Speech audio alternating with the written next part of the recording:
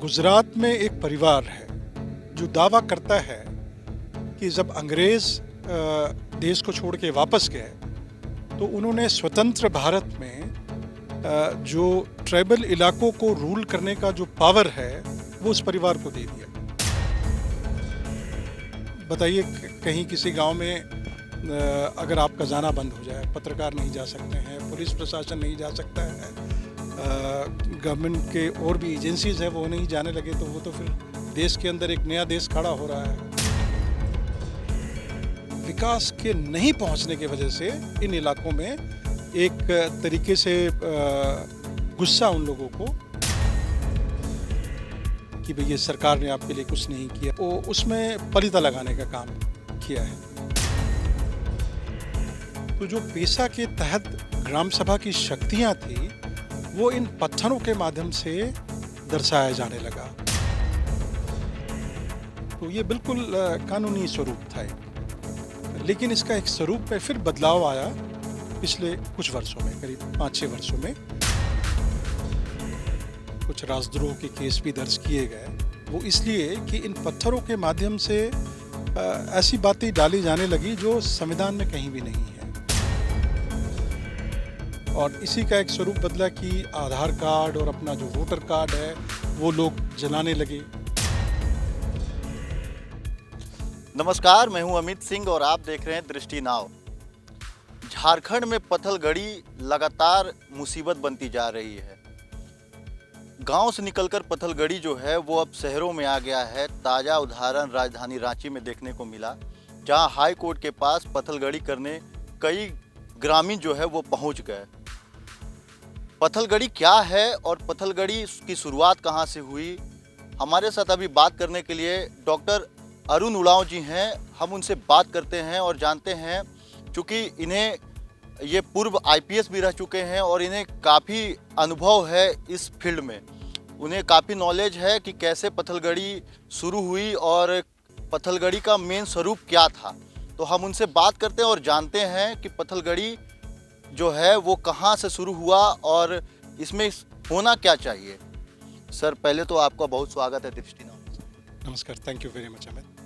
Sir, ये बताइए sir कि आपने भी देखा होगा कि लगातार पत्थलगड़ी जो है वो झारखंड में बढ़ता जा रहा है। ग्रामीण क्षेत्र से निकलकर अब शहरों में भी पत्थलगड़ी का मामला जो है वो तूल पकड़ता जा रहा है। सर, ये है क्या पत्थलगड़ी और पत्थलगड़ी की शुरुआत कैसे हुई थी?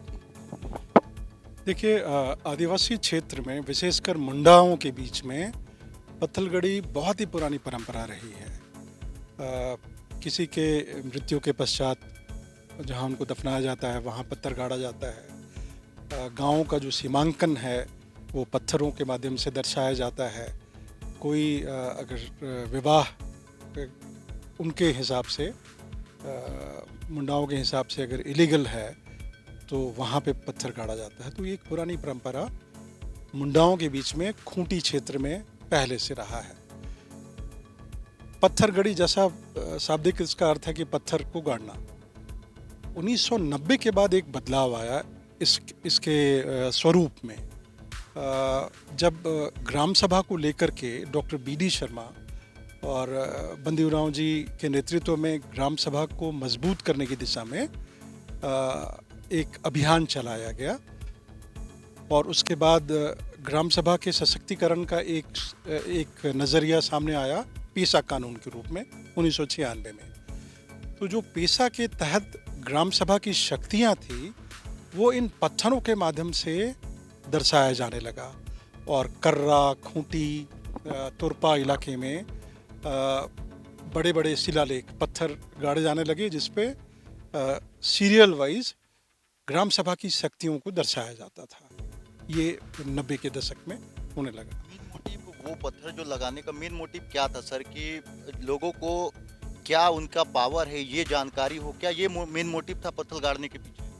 बिल्कुल, जो ग्राम सभा की जो ताकतें हैं, शक्तियां हैं, वो उसमें दर्शाए जाने लगी कि ग्राम सभा की क्या ताकत है, ग्राम सभा क्या कर सकती हैं अपने विकास के लिए, अपने इलाके के जो ग्राम पंचायत के जो अध्यक्ष हैं उनकी क्या शक्तियां हैं, वो सब दर्शाई जाने लगी।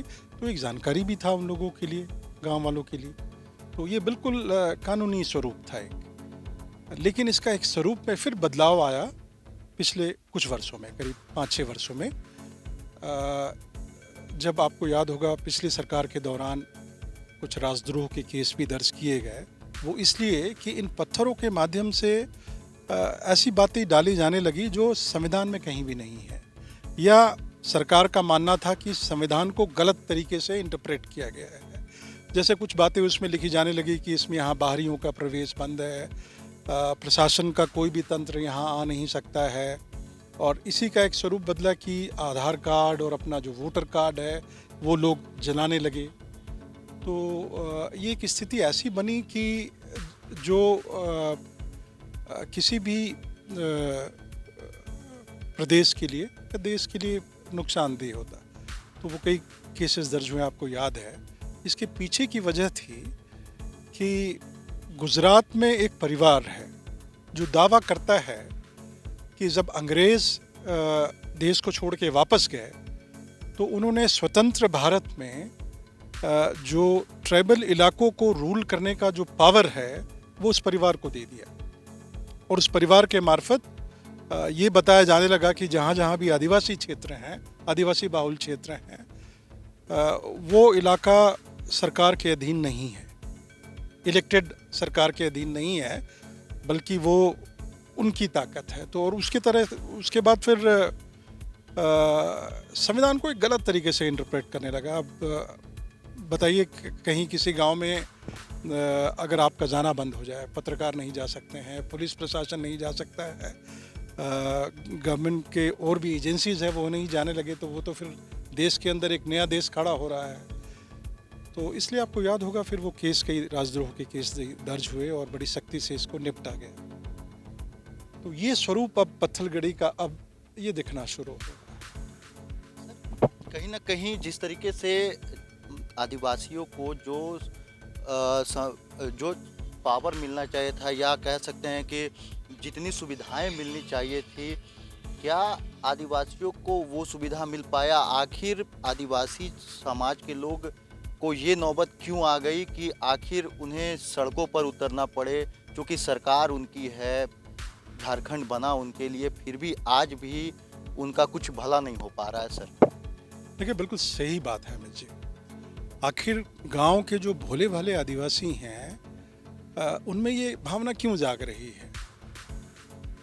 वो इसलिए कि जो विकास का जो पैमाना है वो उनके हिसाब से वो विकास वहाँ पहुँचा नहीं। अब अभी भी आप गांव में इलाकों में आप जाइए, ग्रामीण इलाकों में, दूरस्थ इलाकों में जाएंगे तो पीने की पानी नहीं है वहाँ, स्कूल की बिल्डिंग है लेकिन मास्टर वहाँ नहीं है, स्वास्थ्य सेवा के नाम पे कुछ भी नहीं है।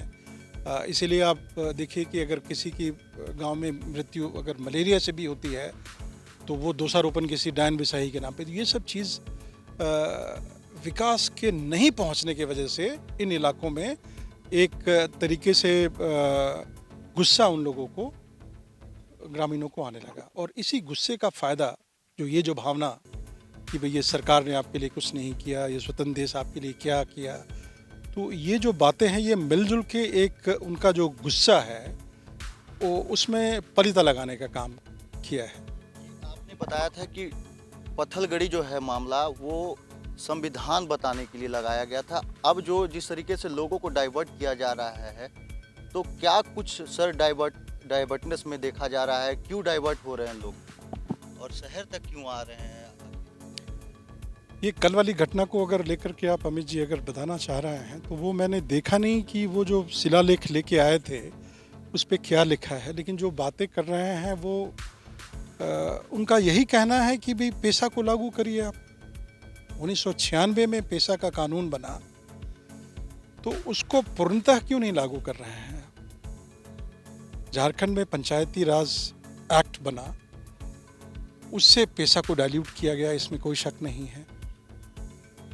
अब ग्रामीण इलाके में भी पढ़े लिखे युवाओं की कमी नहीं है, वो भी संविधान और कानून को आपसे और हमारे जैसा वो समझ रहे हैं। दूसरी बात, मुझे ऐसा लगता है राजनीतिक तौर पे सरकार जो मौजूदा सरकार के आने के बाद ग्रामीण क्षेत्र के जो आदिवासी मूलवासी हैं उनको कहीं ना कहीं लग रहा है कि इस सरकार से शायद उनको उम्मीद है कि जिस कानून को पेशा को लागू अभी तक पूरी तरह से नहीं किया गया, शायद अब वो लागू करेंगे। लेकिन अब साल भर करीबन हो गया, तो दिख तो नहीं रहा है। और इसके बाद भी अगर ये गांव से निकल के और पूरे शहर में आके अगर वो बात की अगर डिमांड कर रहे हैं, तो सरकार को सोचना चाहिए। जिन बातों को लेकर के, जल जंगल ज़मीन और आदिवासियों के हक की बात को लेकर के ये सरकार आई है, इनको कौन रोक रहा है ये करने से? ग्रामीण क्षेत्र में जिस तरीके से बातें आती है कि अगर मुखिया और पाहन जो गांव के जो लीडर होते हैं, अगर उनसे सुझाव लेकर अगर सरकार उनकी भलाई के लिए काम करे तो कितना अच्छा होगा सर? देखिए, पेशा में यही निहित है कि गांव के विकास की बात ग्राम सभा तय करेगी। ग्राम सभा मतलब गांव का चुना हुआ मुखिया, जो गांव के पाहन हैं, जो ट्रेडिशनली चुने हुए हैं, और गांव के जो भी पढ़े लिखे बुजुर्ग महिलाएं हैं, वो तय करेंगे। लेकिन ये जो झारखंड का पंचायती राज एक्ट बना, उसमें पंचायत सेवक को लाया गया और जो डिसीजन मेकिंग जो है वो इन ग्राम सभा की बजाय जो ब्लॉक डेवलपमेंट ऑफिसर हैं उनके हाथ में दे दिया गया। तो जो पुराना तरीका जो था पहले भी ग्रामीण इलाके में, वही घूम फिर के वापस आ गया। वही प्रशासनिक अमला, वही प्रशासनिक अधिकारी तय करेंगे कि कहाँ पुल बनना है, कहाँ पे रोड बनना है, कौन बनाएगा। तो पुराना खेल फिर चल रहा है। ग्राम सभा को जो ताकतें मिलने चाहिए थी पेशा के माध्यम से, वो नहीं दी जा रही है। और अब जो युवा वर्ग है, आदिवासियों का विशेषकर, वो इस चीज़ को लेकर के ही उद्वेलित है। और जो कल की घटना हुई है, इसको मैं इस तरीके से देखता हूँ। तो ये हमारे साथ मौजूद थे डॉक्टर अरुण उरांव जी, जिन्होंने बताया कि पेशा कानून को लागू किया जाए, साथ ही जिस तरीके से जो नया पत्थलगड़ी का जो स्वरूप है वो कहीं ना कहीं बदलेगा, और जो ग्रामीण क्षेत्र के लोग हैं उनको रोजगार से अगर सरकार जोड़ती है तो कहीं ना कहीं झारखंड जो है वो आगे बढ़ेगा। सहयोगी रिकी राज के साथ अमित सिंह, दृष्टि नाव।